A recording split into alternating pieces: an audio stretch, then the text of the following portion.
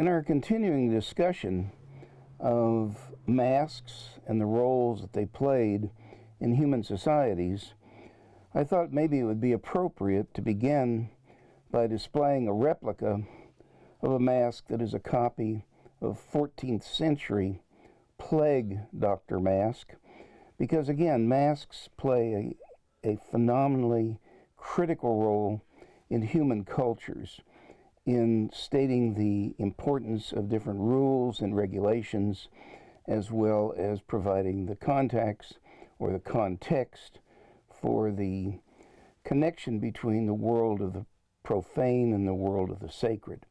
In the case of the plague doctor masks, these were worn over several centuries of time as the plague rolled through time after time in Europe.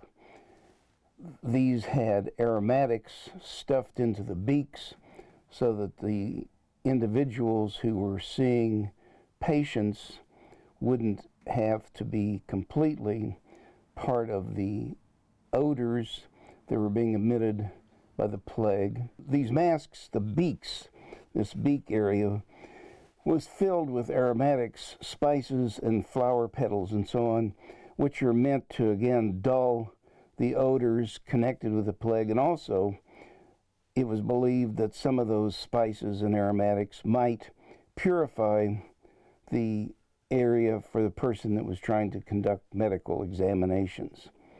So, in other words, we have had masks with us through time, and importantly, the roles that they have taken, while they vary from culture to culture, the roles that they have taken tie together in various ways.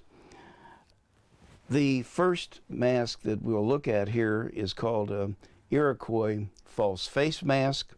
The Iroquois produced these masks from the wood of the ash tree.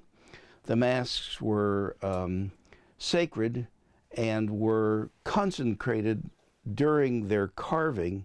The mask actually took on the character that it was going to represent in the pantheon of characters in Iroquois society before it was actually removed from the tree. And then the tree itself was covered with pitch and other substances to assure that the tree would continue living, because the False Face Society of the Iroquois was charged specifically with rituals surrounding curing. Every year, the members of the False Face Society would go through the villages, sweep the villages clean, house by house, of any disease or possible germs, and then also the False Face Society individuals metered to the patients who fell ill, attempting to regain their soul essence to restore their health. So the limited, in this case, the Iroquois masking society had a very limited range of activity each year. However, it was crucial to the survival of the people. This mask that is shown is a broken nose mask. These either were painted red with ochre or black with soot, and it goes back to the mythological formation of humans on Earth, where the spirit world was battling during the time that humans were being created, and this spirit was actually shoved into a mountainside, breaking its nose, but at the same time acquiring huge amounts of spirit power. So we'll look at the false face mask as being something that is a limited use. Now the next mask we'd look at here is of the Dogon peoples of Western Africa. The Dogon had a whole series of ceremonies that they conducted throughout the year. There were ritual periods of renewal ceremonies. The Dogon, who you'll look at a film of later here in the course of the course, were a society that had been shoved by other groups into more and more and more marginal lands. The Dogon today exists in a very, very precarious way in a subsistence economy, but the Dogon produced these fabulous masks, both the shaman carvers producing the masks for some of the main celebratory ceremonies to reassure the continuance of the society, but also there was a period of time each year where there were young men who were the initiatives into the male secret society of the Dogon, and in that case, each individual produced their own mask. So this particular example is one of those initiates masks that has been produced, and you can see that it has a very, above the facial area itself, it goes up into a multiple cross type of design. As the people danced these masks, they would turn their heads and sweep that part of the mask across the ground. So these were of uneven quality because they were being produced by individuals themselves. However, at the same time, they still fit a very prescribed format, which is, again, which I have been trying to reiterate as we've been discussing the development of the art of the tribal societies over the last few class periods. Need to realize that any of these masks were not being produced for how beautiful they were, how aesthetically pleasing they were, but rather they were being produced and being evaluated as how correct they were. And in that sense, then the mask would only function in a acceptable way within the society if there were certain parameters that the carver was able to incorporate. So while there were vast numbers of masks made, the carvers in every one of these societies that we talk about were constrained. In other words, these were not free artist expressions. They were constrained by the nature of the particular rituals that the mask was being produced for. The next mask is of the Dan people of Liberia. The Dan mask here you can see is a very stark, and in fact the society of the Dan people for which these masks were made was a terroristic society. There are several of the different groups we'll talk about where members of these secret societies that were the masked societies maintained the rules, what is correct, what was incorrect within the society. And when someone sort of went against those rules, they would be visited by members of the society in their masked garb and either severely beaten, dragged out of their huts, and in some cases, depending on what transgression that individual had caused against the rest of the members of the society, up to and including be killed by the secret society. The next group that we deal with are the Ruba people in Nigeria. This particular piece is a divination bowl. It contains the images of the creator, man and woman, and the snake, which is, as we have mentioned in a number of cultures, the snake is a very important deity in their rituals because snakes, one of the observation by human groups universally is that snakes shed their skins. So snakes are believed to have basically eternal life. The pieces are polychromed, in other words, multicolored. The dyes for them were either derived from ochres, lime, soot, and in the case of this piece, early European colors introducing blue, because blue is one of the colors that really was not produced prior to European contact. The next one of the Gabon Dakota society or culture is a piece that was made to be attached to the remains of deceased ancestors. Boxes in which always the skull, and in some cases the other long bones of the individual, were retained. And these then pieces, which are very highly abstracted.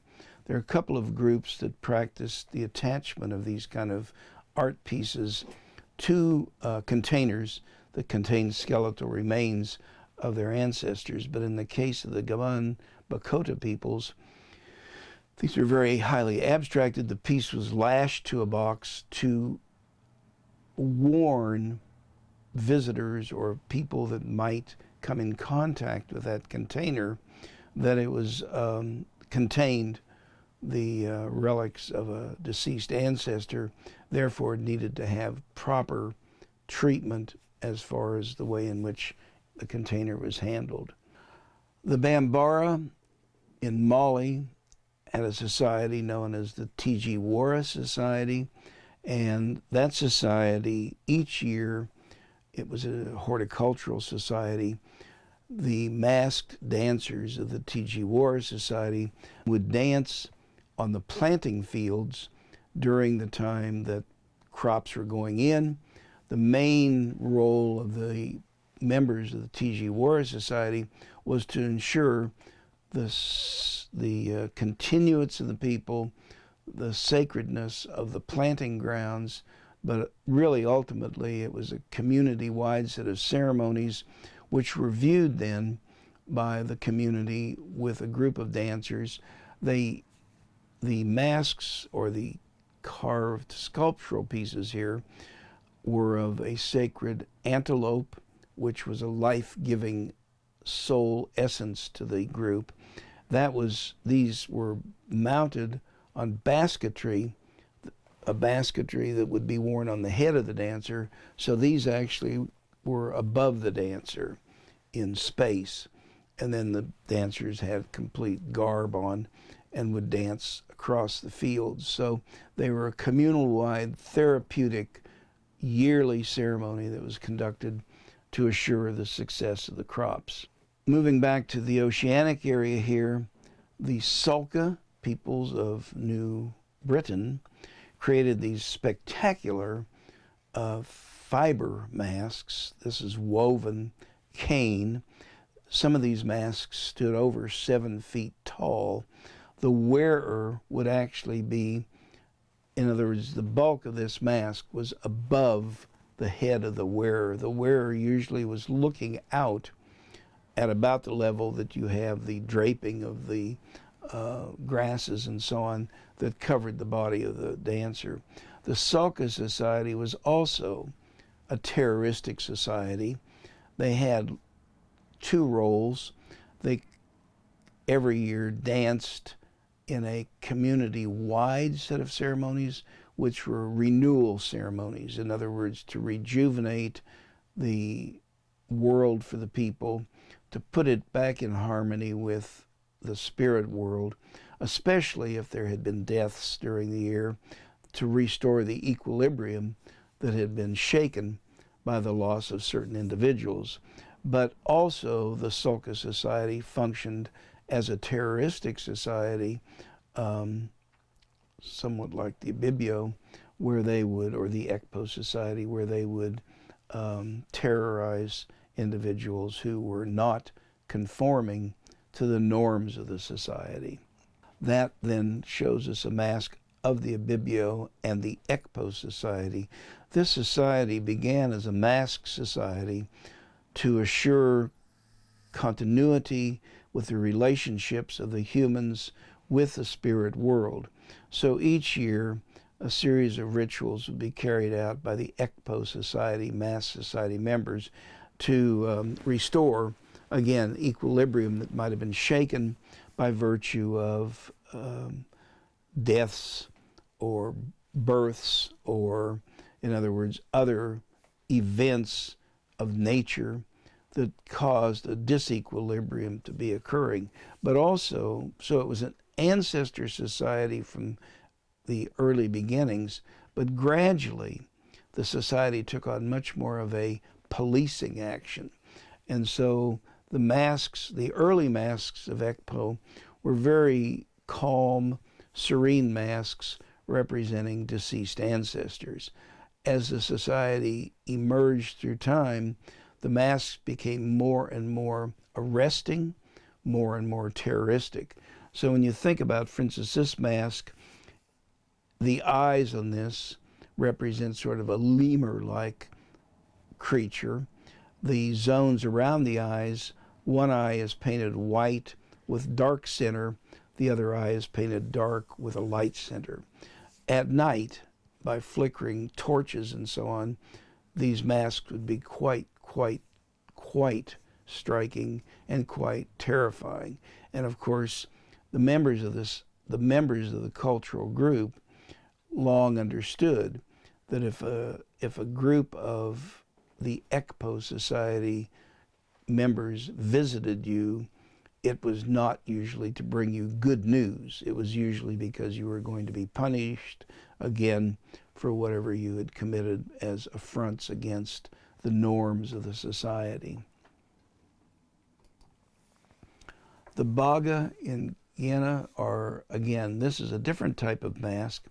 It's a shoulder mask, so the wearer, actually, the head of the wearer was up in the part that came down over the upper body, and then the head of these always was above the wearer. So these took on, again, a dimension of adding quite a bit of height to the individual.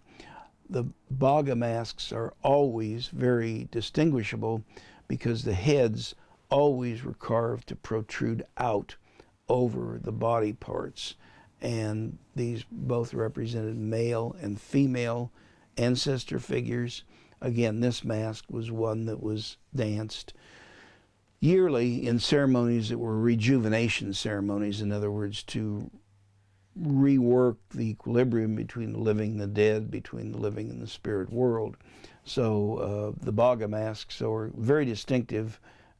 One should not, have any difficulty recognizing them against many of the other societies' masks. One of the groups, the Benin people, and had risen to the level of a kingship at the time of European contact around the 16th century, and the Benin peoples, the leader was called the Oba. The Benin peoples are credited with fabricating bronze casting. And as I mentioned, I think earlier, a few weeks ago, there's a debate that continues to go on today as to whether peoples in Africa, with the Benin and the Ife peoples, were the first in the world to create bronze and cast it, or whether China was the first area. The dates that keep coming back on radiocarbon dates keep going back and forth and being argued. Well, just made a discovery in China that pushes it back a couple hundred years earlier. But we're talking about dates that probably go back at least 4.5 to 5 millennia in time. So the pieces created for the Oba were prolific in number, and this particular image shows you an image of the Oba himself, or the ruler. We looked at some of the art in the caves of France. Again, thinking about the beginnings of art, this particular Auric is from the cave of Lascaux.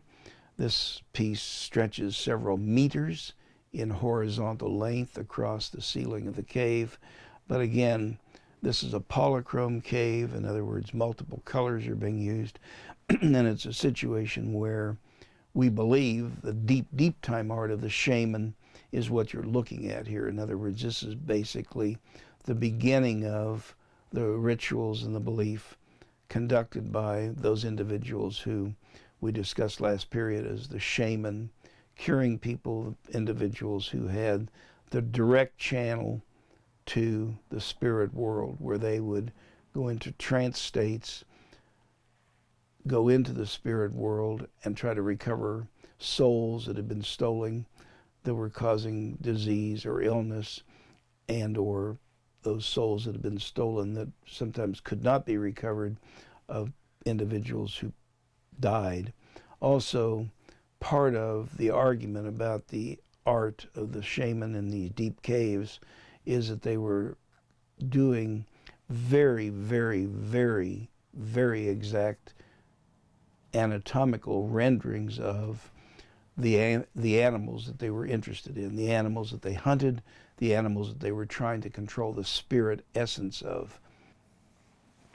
Shifting back to Africa, in other words, this is trying to give you a potpourri of different cultural groups between Africa, Oceania, and the New World, particularly Northwest Coast or the Northeast Coast in the case of the false face groups of the Iroquois.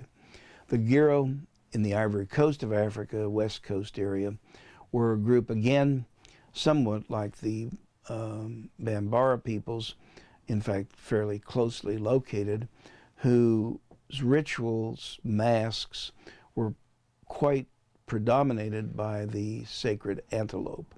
So again, the antelope carried the essence of soul power, the essence of life-giving powers, and these masks generally were very highly polished, generally were black with some attributes added with lime or white.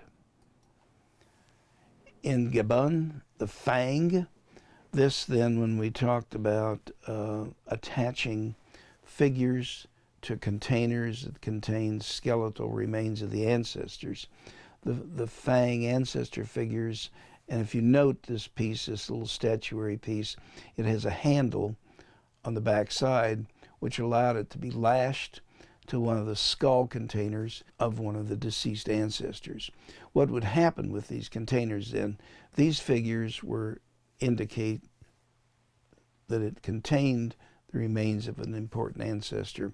When yearly the skulls would be removed, they'd be anointed with fat to feed the spirits, and then they would be returned to their receptacle in which they resided throughout the year.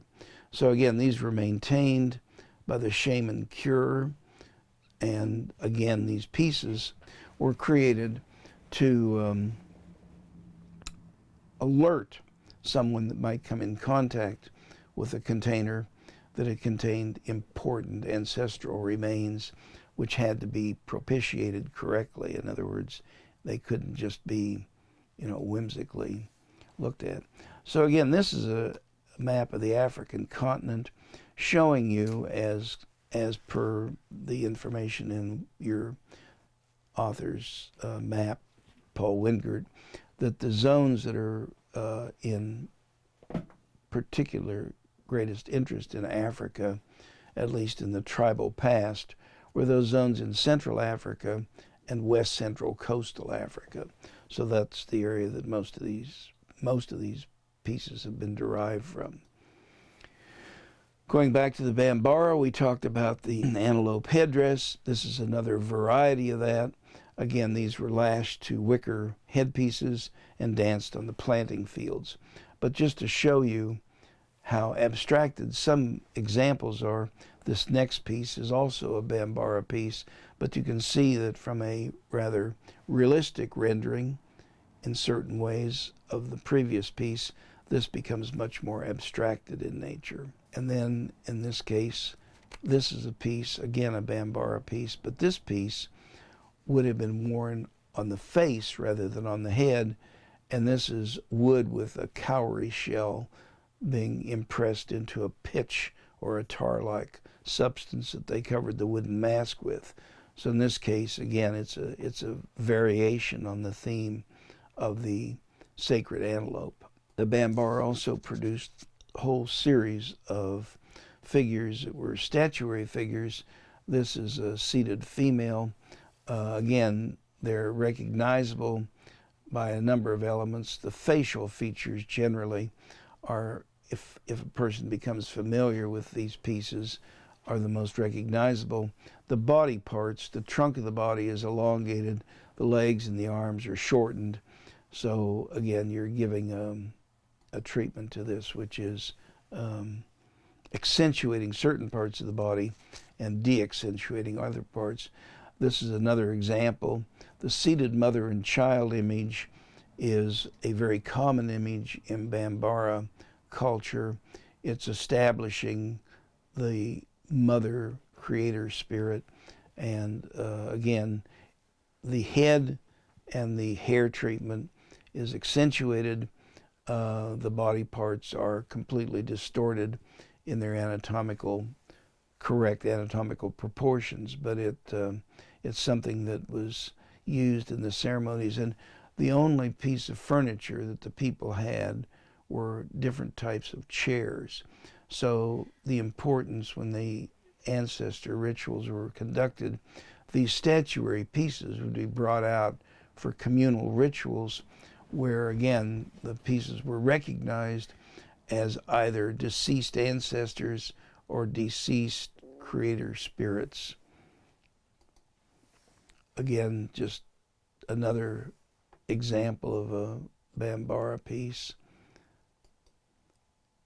This Bambara piece is again an example, but this one is a double female figurine where the piece has faces that are back to back, so the piece can be spun around so it can be viewed either from a front view or a back view. These were usually carried again through the communal ceremonies that were being conducted as renewal ceremonies each year. Moving on to the Senefu pieces, this is a piece that of the Ivory Coast. You can see the very elaborate body coverings that were worn by the dancer. Again, the dancer is looking out under the chin of the actual mask itself. Phenomenally complex hairdo being represented. Many of the Senefu pieces gave particular attention to the way in which the hair was adorned. The two things that distinguish in a number of these cultural groups recognizable characteristics of a specific deceased individual are the hair and certain scarification marks that were owned by that individual during life. Now this piece is I threw this in just to show you how interestingly abstracted some of these pieces become. It's a dance mask that is like a helmet mask. It would sit on the top of the dancer's head, and then this extends above it. But several images here, both of the sacred antelope and the sacred bird in the human cultural group, distinguish this, but in a very highly abstracted form. Almost looks like a Picasso piece. This is another helmet mask of the Senefu. Here again, the accentuated areas, the head is treated, this long body trunk with very, very attenuated arms, actually attenuated to the point of barely existing, and very shortened legs. So again, but the facial area of the piece gives you the identity of the Senefu. This Senefu piece, Ivory Coast, again, is a double face mask, or a twinning face mask. And the thing that is emphasized in this mask most clearly is a very elaborate hair fashion on this individual, along with the scarification marks on both the temple area and on the cheeks. So again, the importance of all of these masks in understanding the way they functioned, going back to an earlier lecture, whenever I indicated that the shaman carvers, the shaman artists, controlled a much, much wider vocabulary than any of the other members of the society. The broad understanding was that these masked societies were performing the task of continuing to assure equilibrium to all members of the culture because of the relationship that the masked societies had with the spirit world. So, in other words, they were entering into the spirit world and messaging with the spirit world to try to gain benevolent rather than malevolent results from the spirit world. Going back to the Dogon in Mali, this is a piece that again was danced during the ceremonies, the renewal ceremonies, and this piece would have been brought out along with other statuary. Here's a different piece from the Dogon. This piece shows arms raised to the sky world, petitioning rain from the sky world, because one of the areas that the Dogon have lived in now for a number of centuries is one of the most dry, barren desert areas in Africa, in Mali, and it's an area that rains were critical to the continuation of the people's lifeway. So there are many figures in Dogon carvings that depict this petitioning of rain. This is a zoomorphic figure, female zoomorphic figure on a stool, again showing that the lower portion of the body is absent and it's turned into this abstracted form. Okay, if we go back to the Fang peoples, who we talked about a little earlier, this is another form. This is just a head lashed to the skull container.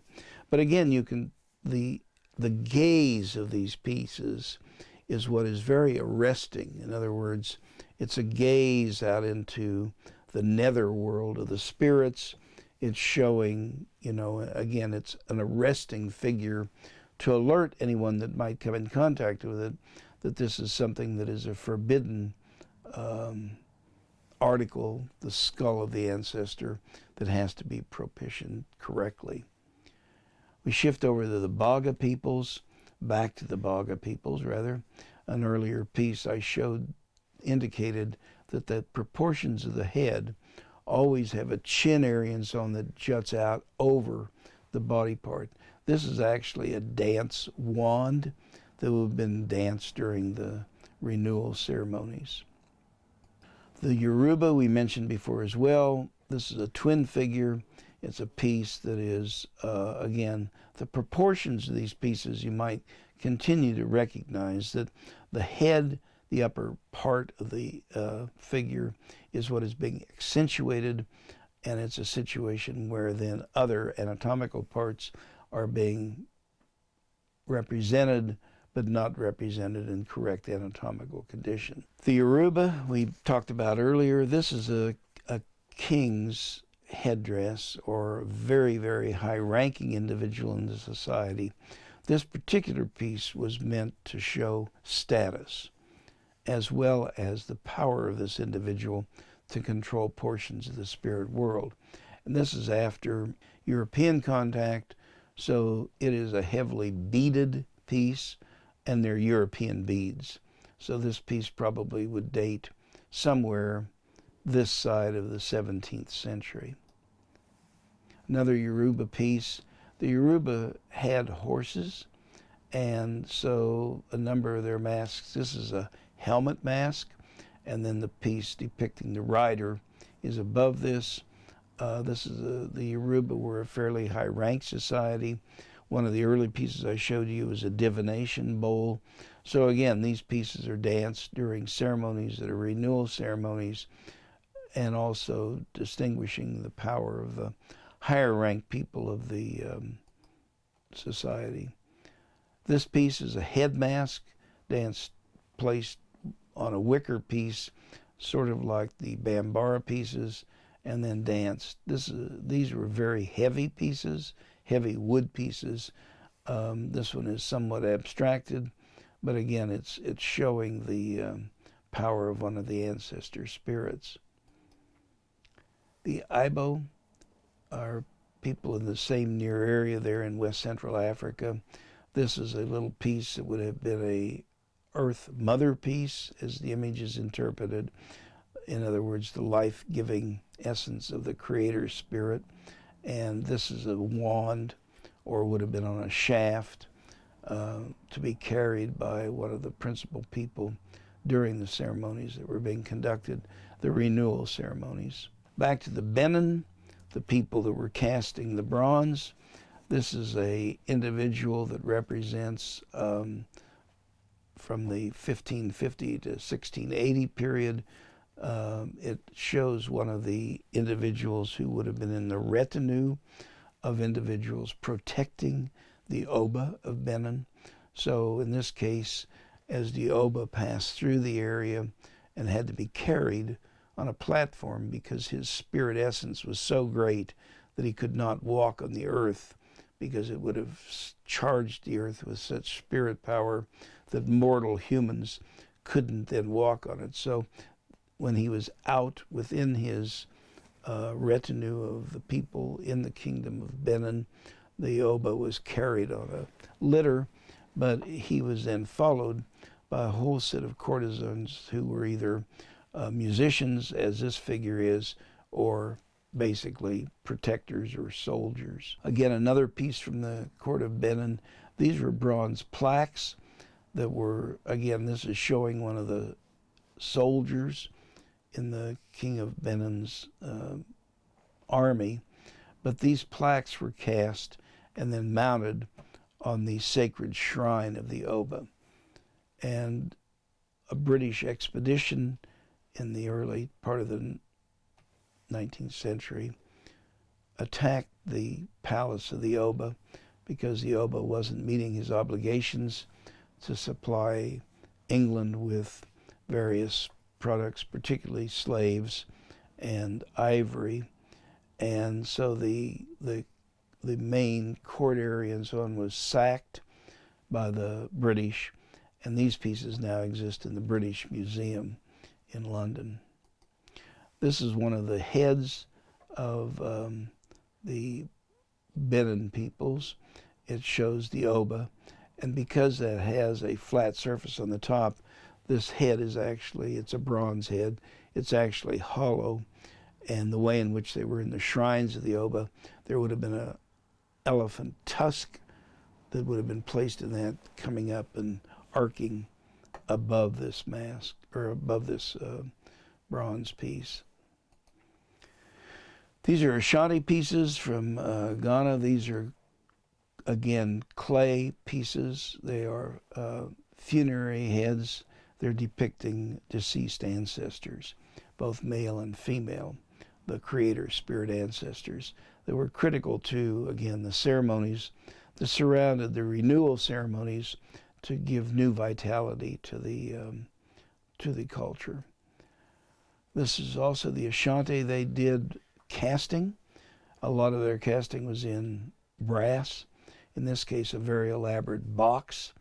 It's a soul vessel to contain the soul essence of an individual after their death. This series of images concludes this particular lecture. Again, the hope, now that we're in this very unusual situation of having to do some type of learning from afar, I would like to emphasize two things to you folks.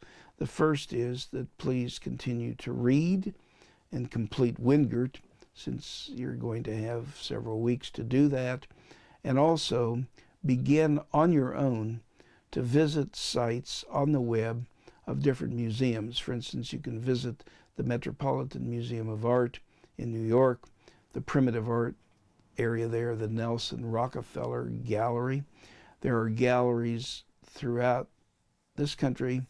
There are galleries in Germany, in France, that you can go to and online look at pieces. In other words, I was going to be laying out books for you to look at pieces, but since that isn't going to happen immediately, I need to ask you to just start trying to drill into your psyche different pieces and start thinking about a piece that you might choose for a mask. Now, if we meet on the 14th of April, we'll be able to move forward with the production of the masks on campus. If we do not, and it turns out that I have to send you a sheet of wax like I gave you an example of early on, and then I will have to have each of you tell me what culture you're selecting a mask from, either Africa, Oceania, or the Northwest Coast, and or the Northeast Coast of North America. And then I will send you a enlargement of that particular mask when you identify it to me, which you can then work with your wax. I'm going to make another piece that details the steps of producing a mask on the offhand chance that we can't do it in person.